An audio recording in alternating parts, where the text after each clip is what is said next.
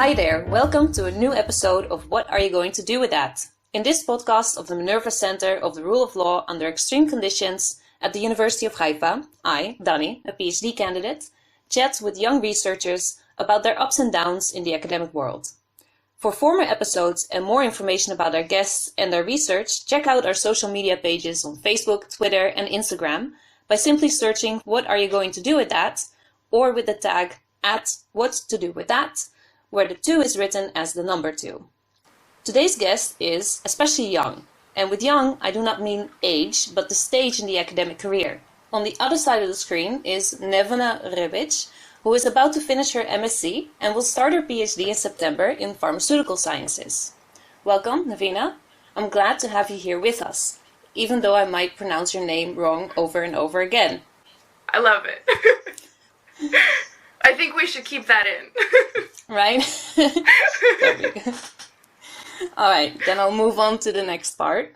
Nevena has an impressively long resume for an MA student, I think. She has a BSc in Pharmacy from the University of British Columbia, after which she continued with an MSc in Pharmaceutical Sciences at the same university. During the MA studies, Nevena also got a certificate in drug effectiveness and safety cross-disciplinary training at the University of Toronto. She will start her PhD in Pharmaceutical Sciences at the University of British Columbia in September. Can you tell me in one sentence what your research topic will be? And I promise that I'll give you more time to talk about it later. So currently unknown, but it'll definitely build off of what I'm doing right now, which contains a little bit of reproductive health, a little bit of medication management from my background as a pharmacist, and then the rest we'll have to see and find out.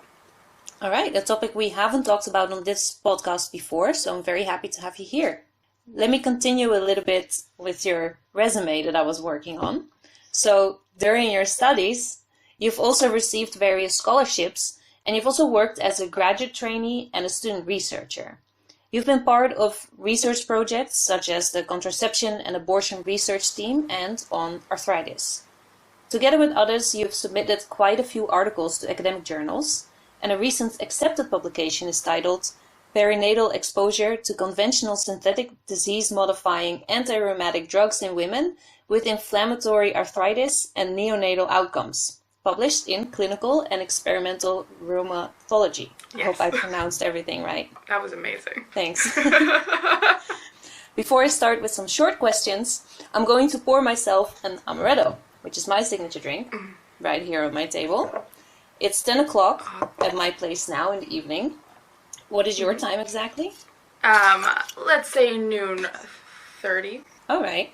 And what are you having for a drink? So I am not much of a beer person, or I don't know much about alcohol at all, but I've recently found this fancy Vancouver brand of pale ale, and it's called Big Sexy Funk. It has a very nice color. I'm going to take a screenshot there. Oh, wonderful. Here, I'll do one more. So, nice. It's made in Strathcona, which is a Vancouver, a neighborhood in Vancouver, and so I'll be representing my area. Very good. Okay. Yeah. There you go. Nice. I'm also pouring myself my drink. There you go. I hope I didn't pour too much. Truly the middle of the day here, so I should save some for later. Although they do say it's 5 o'clock somewhere, right? That's true. It's way past 5 here, and at least we'll have something to cheers, so cheers. Cheers. Zoom cheers. All right, let's get started. My first short question is, what does your ideal working day look like? And is it any different now that you're working from home because of the corona situation? This is a short question. Yes. My ideal working day starts with a nice glass of tea or coffee. It has some chit-chat with some of my coworkers, so a little bit to stay connected, and it has hopefully me focusing on my to-do, some of the tasks that I have on my to-do list and getting some progress there.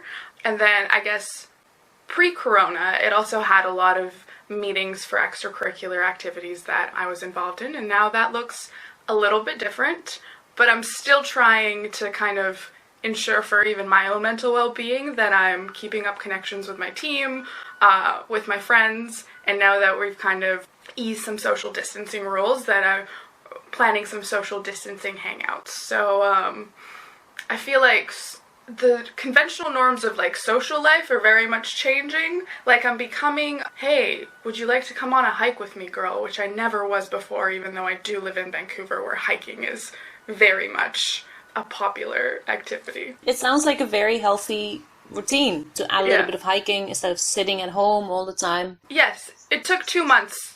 It took you 2 months to get there. I don't think you're the only one. Yeah, it took 2 months to actually think about what I might need to maintain some sort of sanity. So I guess my biggest sort of accomplishment this last week has been incorporating physical activity on a daily basis into my life. Very good. Let's see how long we can both keep it up. All right, second one. Did you ever keep a New Year's resolution? No. You broke one, though. Sounds like it. I kind of quit on creating New Year's resolutions very early on.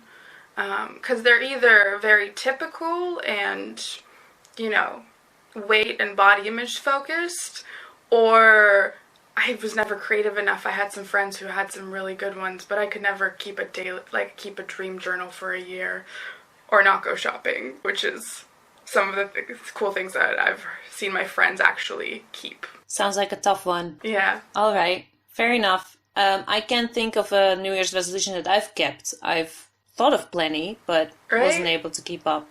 Yeah.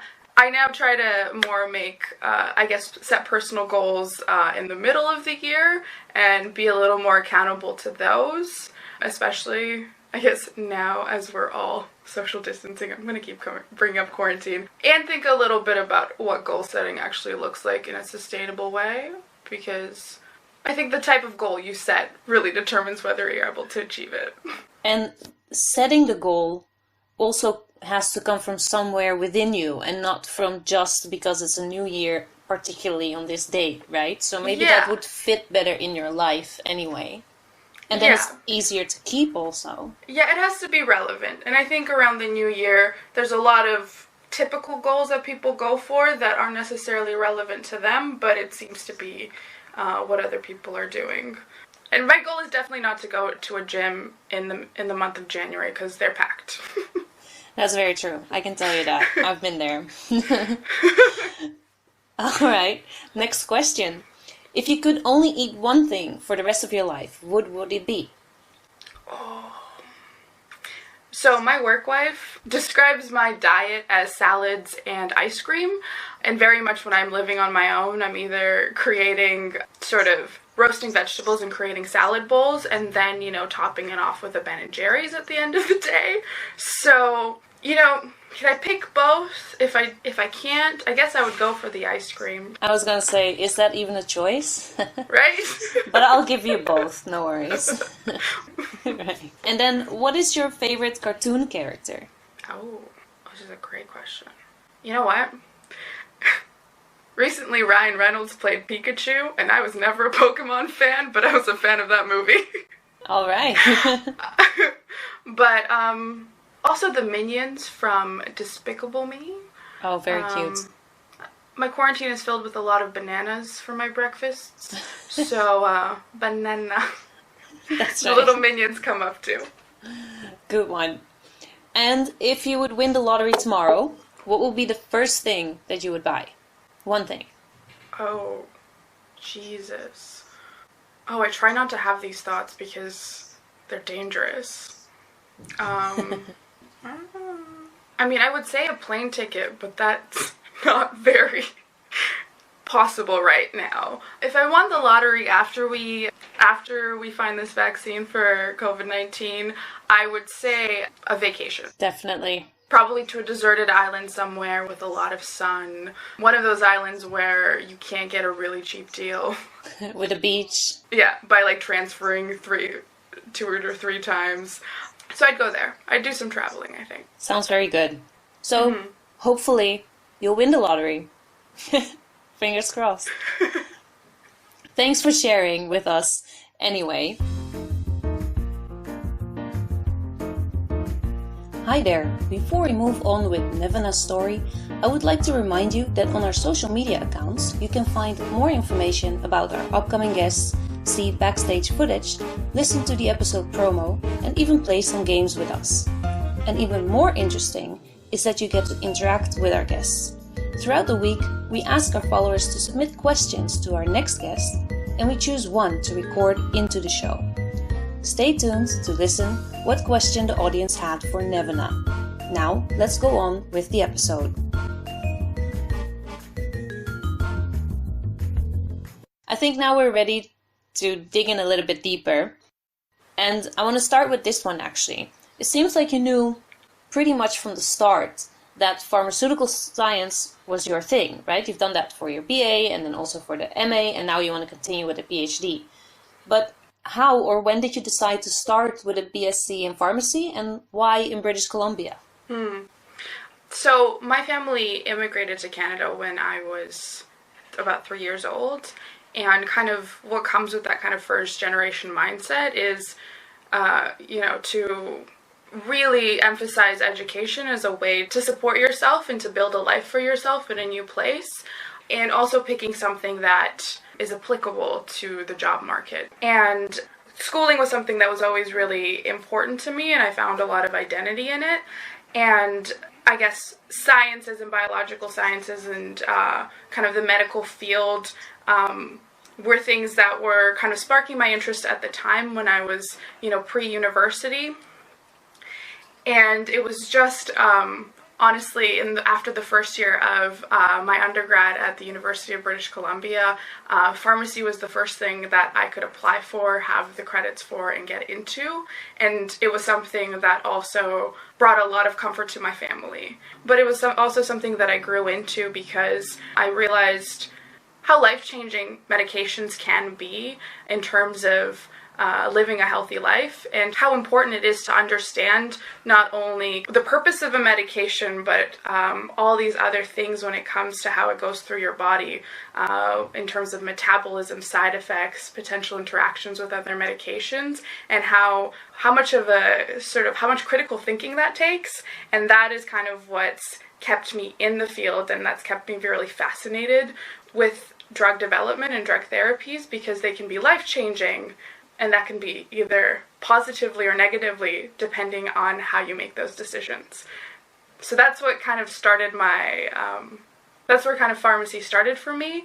And then I had there was a lot of life-altering questions at the end of my degree as to kind of what the next steps are. Did you specialize into something more specific when you went into the MA? So the Masters of Science, I literally just went upstairs in my faculty to the 4th floor. So the Masters of Science is actually, it's not related to being a clinician. So other students who have various backgrounds can do research in our faculty, and it's just like any other graduate degree. And we actually have quite a diversity of, I guess, research areas, because we're all the way from drug delivery to drug kind of development and to health outcomes and sort of the public health side of it, which is where I'm sort of situated. Did you find out during your BSc what you were really specifically interested in your field, or not yet? So I guess what really changed for me was getting the research assistant role with the contraception and abortion research team, and that's where I felt like I did a massive amount of learning in terms of research methods and the power, or I guess the change that you can create when your researchers are closely talking to people who are in policy, who are in government positions, and who kind of make legislative changes. Because the project that we were working on was doing research around the implementation of this medical abortion medication that was just being approved in Canada, and how can we increase access, especially to areas where access to abortion is so limited. And so working with that team and the kind of just the amazing people that were there was extremely inspiring. I've gone to quite a few conferences. When you go to a reproductive or sexual health conference, there is something so inspiring about that crowd there isn't a presentation that you can zone out of, because it's not just the research, it's how do you apply the evidence and how do you apply the knowledge that you're creating to create change in the lives of women. And since medicine has kind of lagged in terms of research in the area of women's health, being with that group of really inspiring researchers and academics and advocates is just something that really struck me. And that's kind of at the end when I made my very last minute decision to do a master's instead of go work in the community as a pharmacist. That was the thing that really sort of motivated seeking out that opportunity. So you would say that that experience, which was a bit more practical maybe even than just studying from the books in the BA, was really what inspired you to continue studying? Yeah, I've, throughout my pharmacy degree, even though the course load was intense, the way that I got it through it in terms of stayed sane was all of the extracurricular work that I was doing on the side. Well, whether it was volunteering, sort of doing outreach, volunteer work, and teaching other students about how to interact with specific marginalized groups, and also doing my own learning about that. A lot of sort of everything that I did outside of my courses was, I feel like, what shaped me as a person. And then the learning about sort of the clinical aspects of pharmacy and being a pharmacist is kind of the tools that I now use to be able to think about how I can bring value kind of to kind of the research work. All right, to combine it, that's what you're looking for. Yeah. To combine a bit more of the pure theory from the books with the experience you've had and also are actually trained for in the BA. Yeah. The bringing sort of science to people, we call it knowledge translation, but what's the point of being really smart and philosophizing in your kind of ivory tower if you can't use that to bring value to someone's life? So I hope this will help you being on this episode, this podcast, to share the knowledge. I also meant to ask you why you chose to go to British Columbia. Well, I grew up in British Columbia in the Vancouver sort of lower mainland area, and I decided to go to school to the University of British Columbia because it was a school that was near me, so financial aspects of it, also being close to my family who, my immediate family is here, but the rest, my extended family, is very far apart, and I think it would have been very scary, I think, for my parents for me to leave very early. And then when I kind of made the shift of, I'm finished my pharmacy degree, I'm gonna start this master's, I had an amazing conversation. I just popped into really my supervisor's life one Friday morning. I gave her a cold call at the end of one of my practicum rotations, and I said, hey, I'm downstairs. I hear you do research with pregnant women, and I have some reproductive health background, and I just decided that I maybe want to kind of explore what a graduate degree in this faculty would look like. And she said, she's like, can we meet next week? And I'm like, I'm actually going to Australia next week. Can we meet this afternoon? And we clicked from our first encounter, and I was writing my graduate application, which was due 2 weeks after, while I was about to board a sailboat with my friends for the weekend. So that's when I submitted it in a crazy hostel on a Friday night.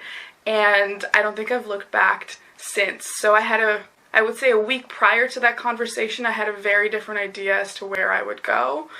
And after I kind of made that jump, everything else has kind of fallen into place since. All right, so that's also what I wanted to talk about today. You're not even officially done yet with the MSc, but you've already landed the position as a PhD. So how did that happen exactly? Did you not have to show the MA degree before you could be accepted? Or are you still waiting for an acceptance letter maybe? So I've gotten my acceptance letter, and the plan is to kind of wrap up my master's soon. Congratulations. Yeah, so it hasn't happened yet, but hopefully I'll be able to make those deadlines. Quarantine isn't necessarily imposing challenges on my research like it is other students. But I feel like from the moment I started my master's, me and my supervisor really clicked, and I think a large part of the decision to stay was knowing that the mentorship, like having that experience with the mentorship that she provides, and knowing that she's going to have my back throughout, and is really, given the uncertainty of what you do with a PhD now, I know that she will definitely support me in finding kind of the path that works for me. So she's been dropping hints that I'm going to do my PhD with her since probably the first few months in.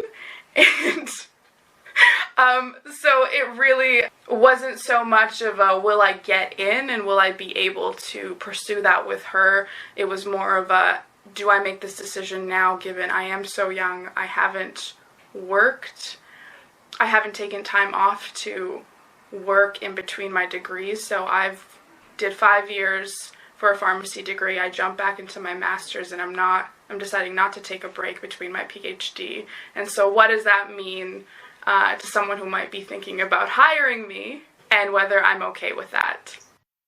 So it sounds like your supervisor is pretty supportive, and I hope you'll pull through together all the way to the end. Yeah. Sounds like it should be all right. And for you, it seems that you're also looking forward to not only getting the degree, but also do the side projects and get the networking. Yes. With all of these awesome people that you've probably read about a lot. Yes, yes. I mean, it also didn't hurt that, since the beginning, she was someone that was saying, she was telling me that she wanted me to stay. And so I think as a student, recognizing in someone that you may pick to be a mentor through this 4-year plus degree, recognizing that they want you there and that they value you as a member of their team, I think goes so much further than some of the other little things.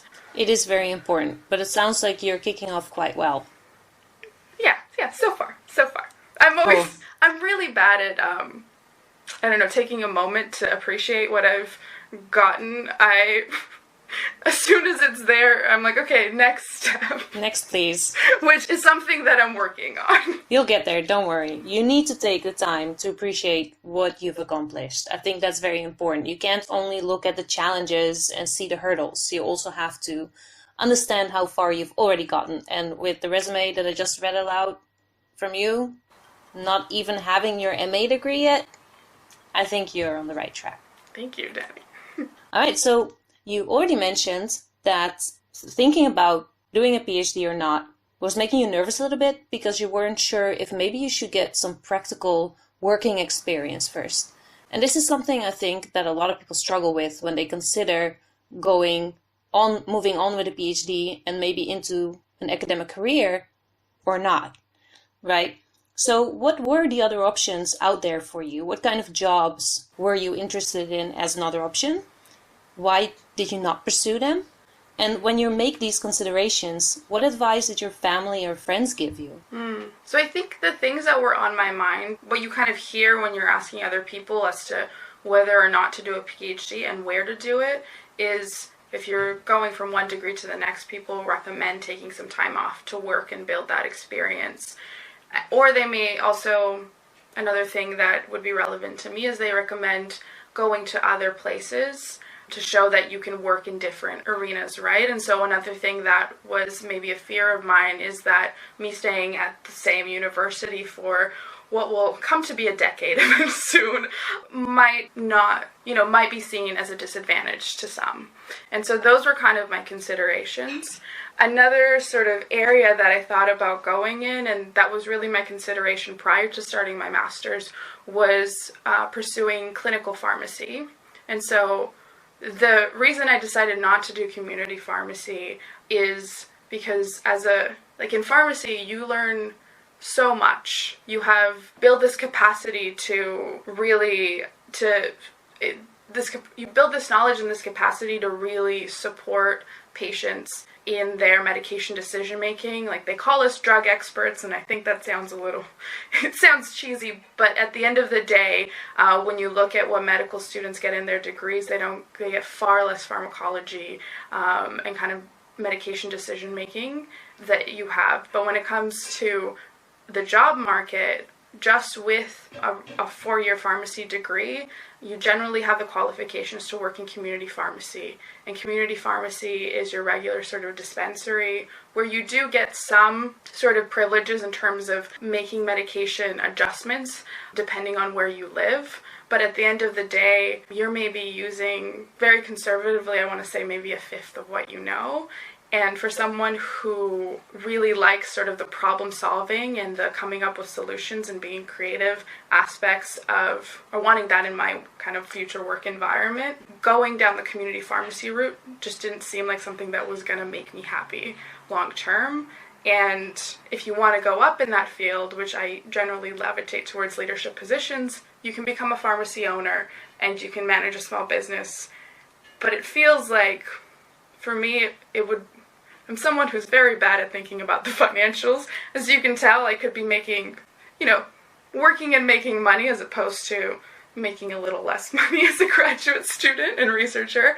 So I think we're all in the same boat there. Yeah, I really need to emphasize thinking about financials when I make my decisions. Like, I have it on like a Post-it sometimes. So maybe that's also why I'm asking, and which is something that often concerns family or close friends. It's like, okay, nice and fun to go into continue something you find interesting, but how are you going to support yourself? Yeah. Well, that's the thing. It's kind of a double-edged sword where I don't think I'll ever want to work full-time in community pharmacy, but having the degree behind me gives me the education to kind of supplement what research questions I asked, and also gives me the opportunity to work on the side part-time and still be able to kind of financially support myself. So having a clinical degree before you go into the research field is very valuable. Between my master's, or even before my master's, I had considered sort of additional education to be able to work in a hospital setting where you get to work more with an interdisciplinary team. And that's not something that's necessarily off the table right now. Of course, it's not going to happen in the next 4 years.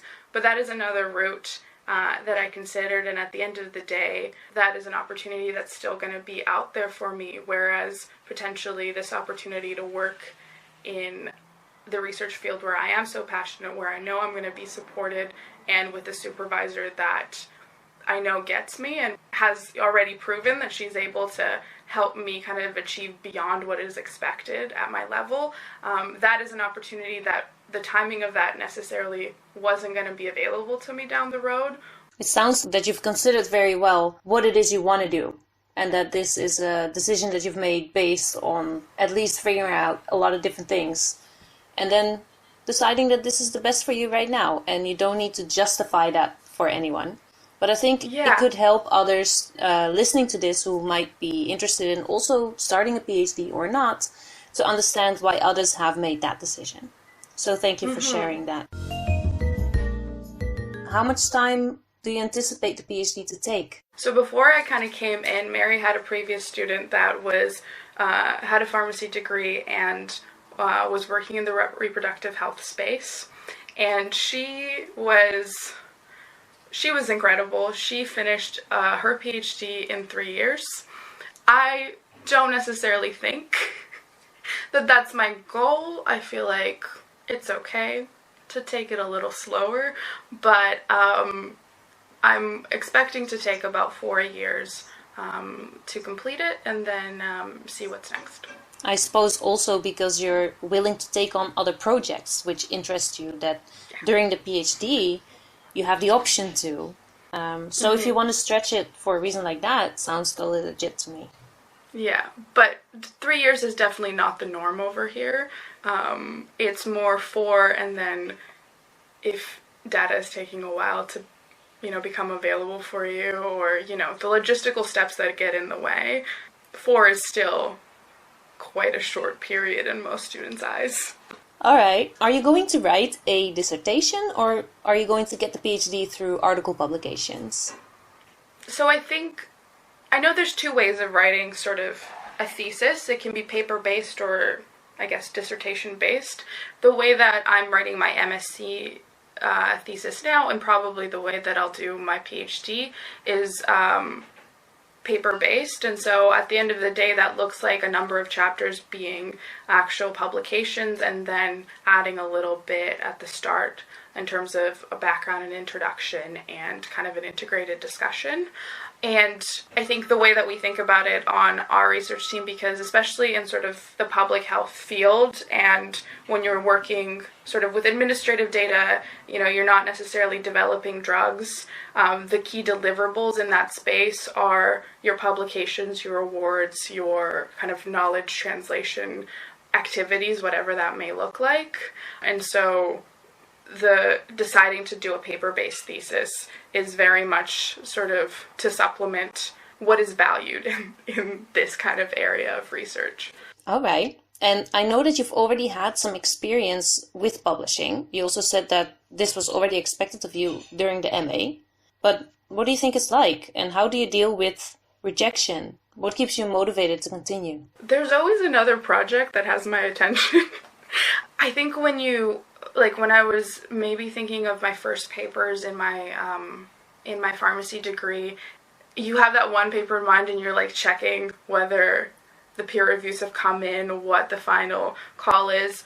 Now, when you have so many projects going on, you really don't have the luxury of worrying about something that's happening when you can be giving your attention to something that you're still in the process of developing. And so I think I've developed, after some setbacks where in my, I guess, undergrad degree where, failure was, or like not succeeding, not being perfect, I definitely had a perfectionist complex. That stuff really hit hard. But when you have that experience of, getting rejections and things not working through, you kind of reset your expectations. And I understand that maybe 30% of the things that I apply for, whether it's a paper or award, hopefully 30, will come with a positive outcome. But there's so much time that goes between your application and you actually receiving sort of the response. When so many things are going on, it's easy to forget, which I think is nice. And I've definitely learned to kind of not hold on and always be thinking about sort of the next idea. And I think after you've had some successes, you're able to go through that point of understanding that you have a lot of value in the work that you do, and you're very capable of producing, good publications, good papers to receive awards, and that also gets you through. So I think that first step is always the hardest, that first paper, that first award, because unfortunately academia, you get awards based off of the awards that you have received. Just like in the job market, you get jobs based off of previous experience that you had. So that first step in the door is always the hardest, and it comes with a lot of imposter syndrome. But kind of getting past that, it gets easier. And just focusing on sort of what's next and the possibility, I think, has kept me going. So always looking ahead and not staying stuck on what you were working on previously, whether it gets rejected or awarded. Yeah. And just following up and, there's always a different journal that you get to, there's always a different application, a different journal. You just keep going. I'm just like a little hamster on a wheel. That's my life motto. It's just keep going. Keep on swimming, yeah. Yes, that's what I was gonna say. Back to the favorite cartoon character story. Just keep swimming. Exactly. That's what I was thinking at the same time. Cool. All right, and that brings us to the question that a lot of people might have actually asked you when you told them that you're going to start a PhD, and that is, what are you going to do with that? Yep. Grad students hate getting that question after, when are you going to graduate? I know. I don't necessarily think that my kind of the position that I want to be in 5 years is necessarily out there right now, but I have an idea of what I want it to look like. And so that looks like an opportunity to be creative and to manage projects and to doing something that where my work matters to a particular community of women and, the community that is affected by the work done in women's sexual and reproductive health and sort of other areas that I've worked into. I want to be able to provide mentorship and to provide teaching to students, and so having that opportunity to pass down knowledge is very important within a team.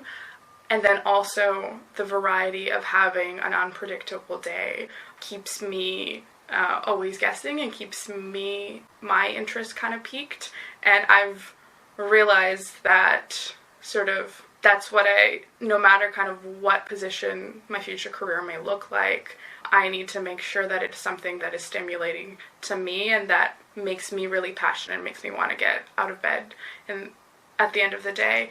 And with that, I will bring the caveat of whenever I have these sort of conversations, I always recognize that I have a lot of privileges that other students don't. I currently am not making decisions with a partner. I am not married. My decisions don't affect someone else in my life, and I don't have children, and some grad students do, and so their decisions might be based off of their families. My family is very supportive, and they helped me through my undergrad, and I'm currently able, through my graduate work, to, be financially stable enough to pay for my tuition and to support myself and sort of my shopping habits. I'm happy to hear that. Not only the shopping. Right? Although stores are gonna be weird soon. So I think I'm considering positions in a variety of realms, whether that's academia, whether that's somewhere in government, and kind of putting policy and research together. And then there's always big pharma at the end of the day. But I think I feel comfortable right now not necessarily having kind of decided which route or where I will go next. Especially because I'm at the start, I guess. I haven't even started the PhD. I think that's very fair. I think you're fine, yeah. You don't have to give me a 5-year plan yet. And I hope no one will ask you that. Oh, only my mother. She gets to do that. She's the only one. Yeah. Hi there. Before we move to the last part of the show, we have the social media question to Nevena. We've asked our social media followers to submit questions and have selected one to record into the show. If you want to know the identity of our next guest and submit a question, please follow our social media accounts on Twitter, Instagram and Facebook. Just go to @whattodowiththat, where the 2 is spelled with the number 2.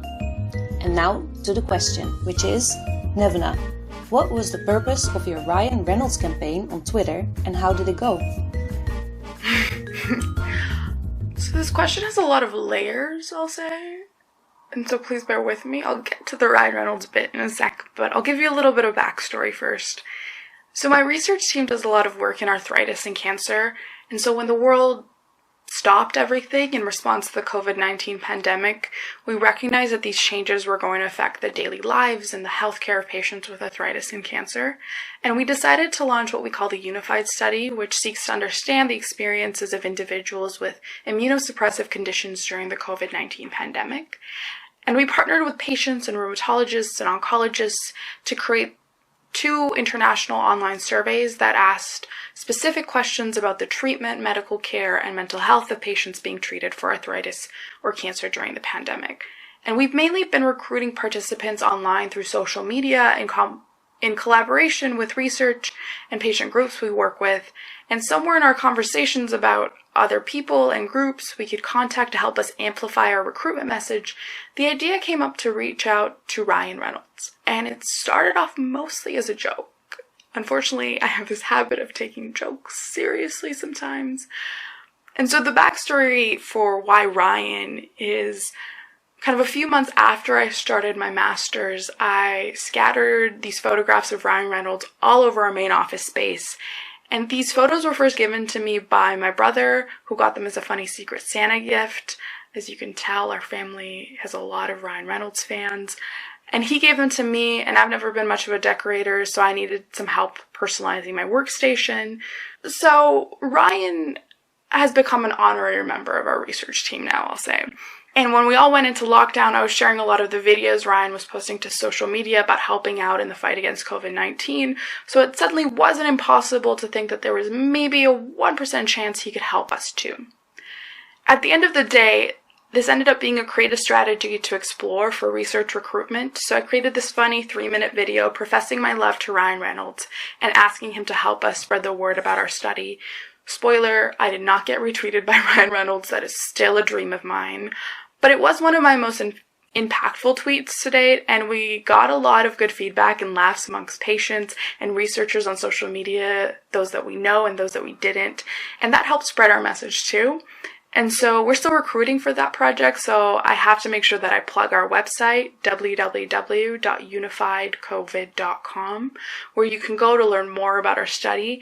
And then we're also analyzing data as we collect it, since the purpose of this study is not just to get a picture of what's happening with arthritis in cancer patients, but use their reported experiences to inform their care. So we're talking closely with our healthcare partners, and we're also already submitted a couple of papers that will hopefully be published and disseminated soon to the broader international community. So I guess if I have one take-home message to other grad students doing research is don't be afraid to get creative and to personalize your work. It helps other people get invested in it, and it also makes it a lot funner for you too.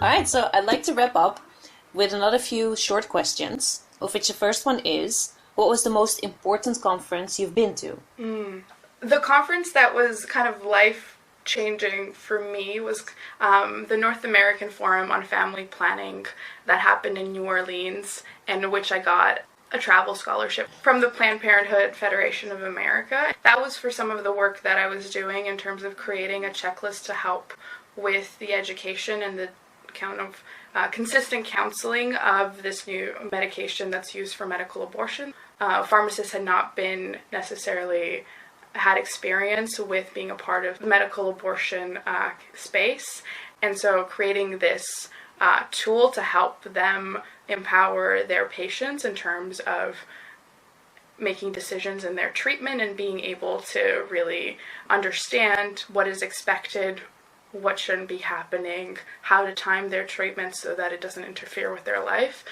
So that was kind of my first big research project, and it was my first big international conference. In addition to being at this space where there were so many inspiring advocates for women's reproductive rights, and this conference was happening right after Brett Kavanaugh was nominated to the U.S. Supreme Court, so quite timely. I almost forgot about that one. Right. Unfortunately, so many things happen that you can easily forget all the tragedies.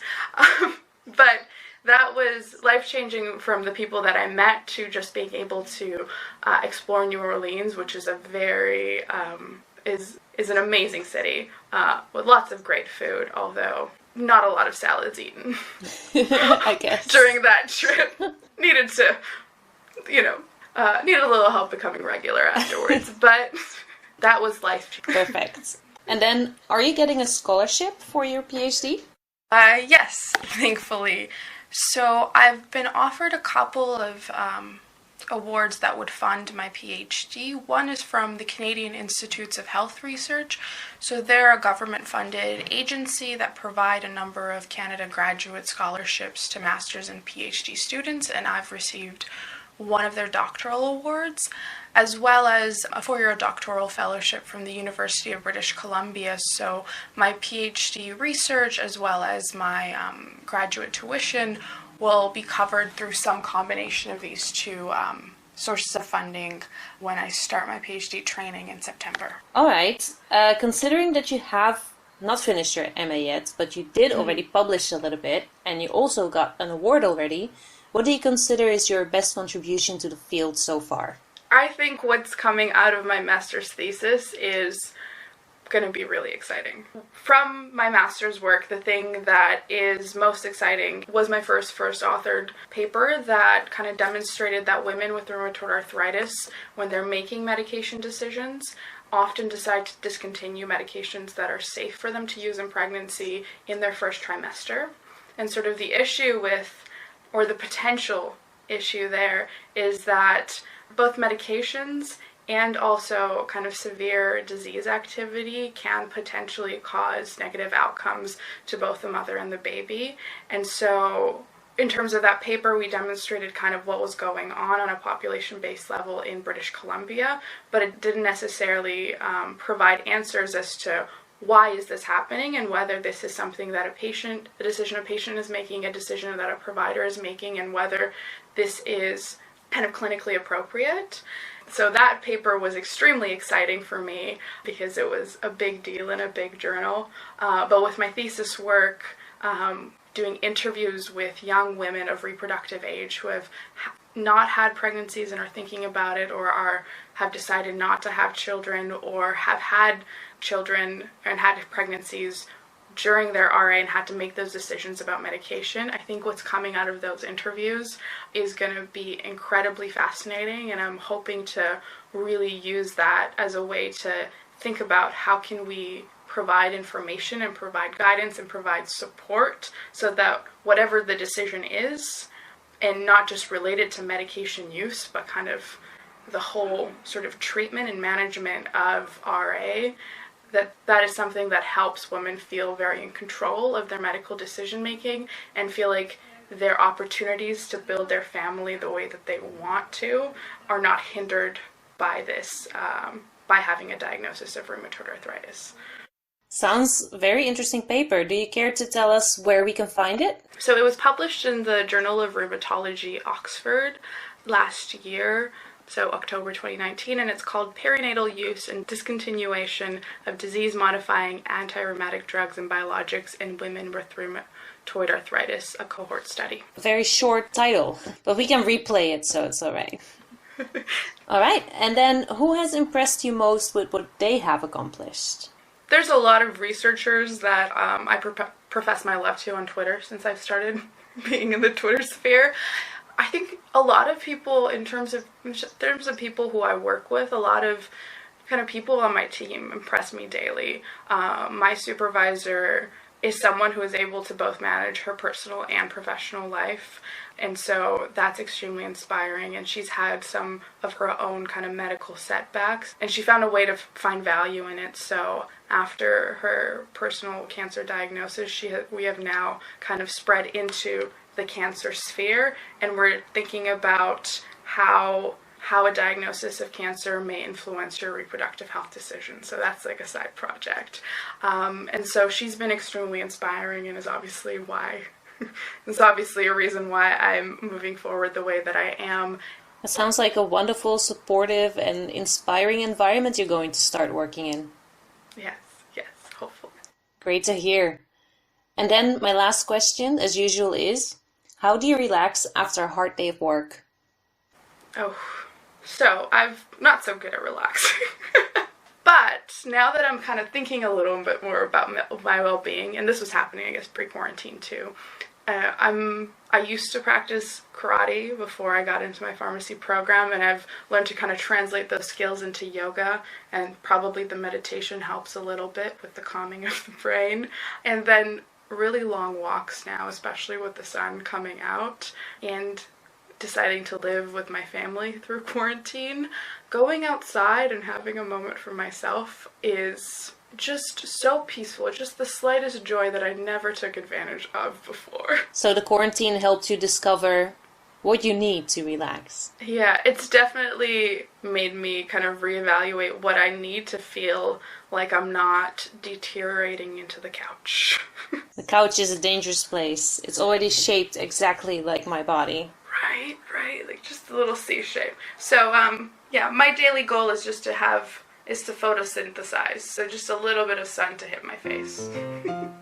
Very good. All right, great. I want to thank you very much for chatting with me today. And I also want to thank our listeners and our followers on social media. We'll be back with a new episode again next week. All right. You just said New Orleans, right? I can't believe it. Like my number one place to visit in the US of A, where I've never been before yet. I've never crossed the ocean before. Is New Orleans. It's my number one place. I'm so obsessed over it, with the food and the culture and the music. How was it? It was amazing. They always have music going, especially down Bourbon Street. And I think I was just leaving as they had a festival going on, so if I had planned better, it would have been even wilder. But one thing that I have to show is this sort of men's jacket that an artist made, where he literally just throws paint at expensive jackets and he makes it art. And I bought kind of the smallest one, and I've maybe worn it once, but and I paid way too much for it. But it is a joy to see in my closet